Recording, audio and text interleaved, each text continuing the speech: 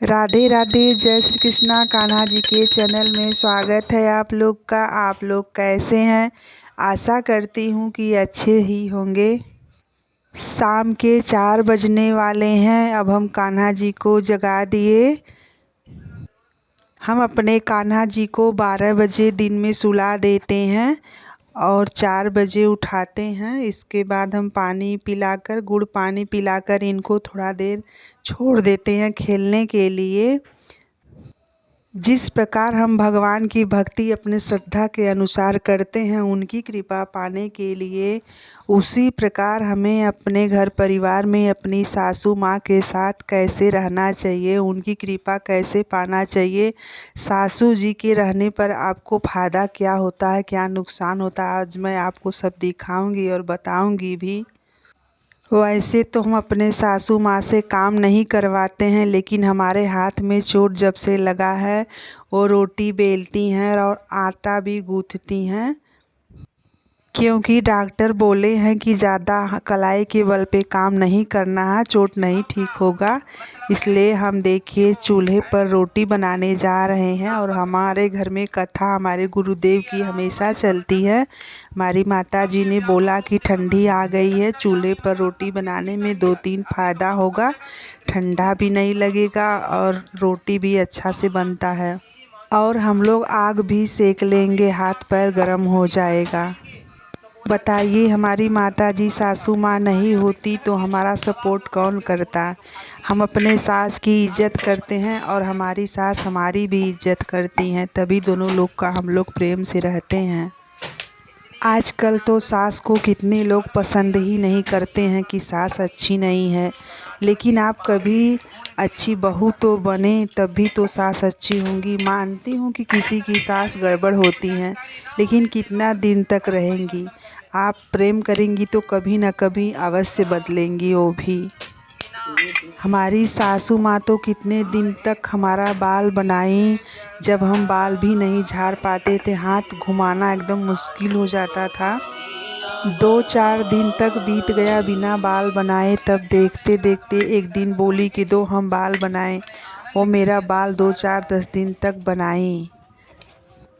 लेकिन हमको अपने आप में शर्म आती है कि हम सेवा करवा रहे हैं, लेकिन क्या करें, परेशानी है तो देखती हैं। जिस प्रकार एक डब्बा होता है बिना ढक्कन का, उसको सभी लोग देखते हैं, उसी प्रकार एक बहू के पीठ पर सास का हाथ नहीं होता तो उसकी दुनिया बहुत मजाक बनाती है। इसलिए आपकी सास हैं तो आप अपने सास का इज्जत करें। और मैं सासू माँ से भी कहूँगी कि आप अपने बहू का इज्जत कीजिए। आपकी बहू के अलावा आपको कोई काम नहीं आ सकता है। देखिए, हमारा भोजन प्रसाद बन चुका है। सब्जी हम गैस पर बनाए थे और रोटी हमने लकड़ी के चूल्हे पर बना लिया। अब हम कान्हा जी को भोग लगाएंगे। हमारा भोग भी लग चुका है।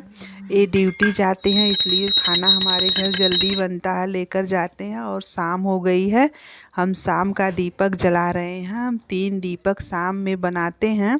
2 तिल के तेल का बनाते हैं और 1 सरसों के तेल का बनाते हैं, जो मुख्य द्वार पर सरसों का तेल का दीपक जलाते हैं।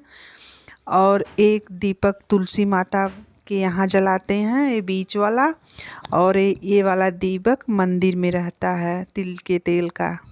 कितने लोग तो हैं कि पूजा पाठ इतना करते हैं और अपनी सास को अनाथ आश्रम भेज देते हैं। हमारे गुरुजी के आश्रम में इतनी सासू माँ हैं कि मैं गई थी देखकर तो मैं पागल हो गई। वहाँ पे कैसे लोग हैं कि भेज देते हैं। यहाँ पे देखिए, सुबह के 5 बज रहे हैं, हमारी सासू माँ हमारे लिए गर्म पानी कर रही हैं नहाने के लिए।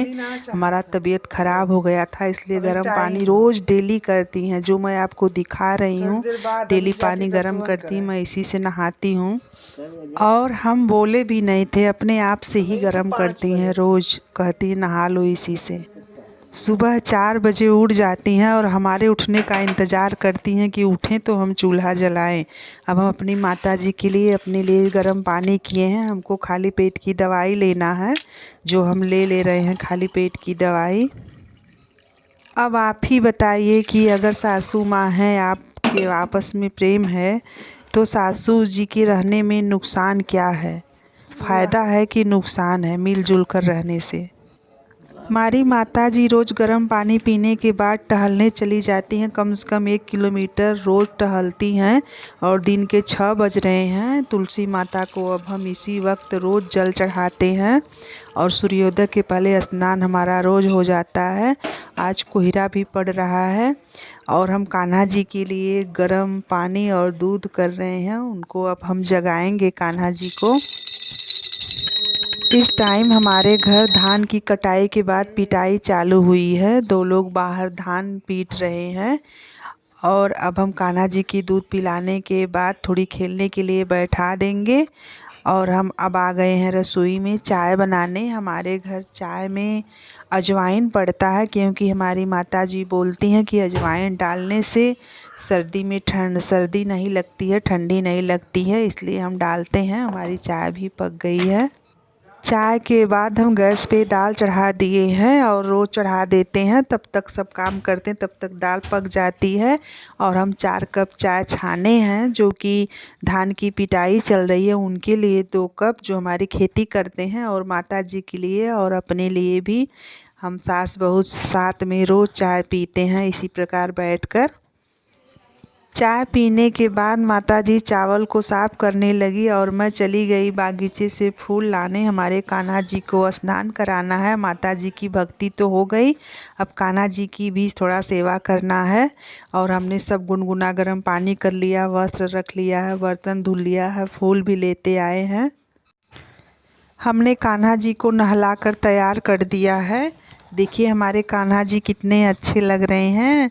आज हमने कान्हा जी को नया वस्त्र पहनाया जो कि उस दिन मार्केट से हम लाए थे, बनारस से दवा के लिए गए थे तो यही वस्त्र लाए थे। अच्छा लग रहा है। अब हम पूजन करेंगे, भगवान जी का भोग लगाएंगे।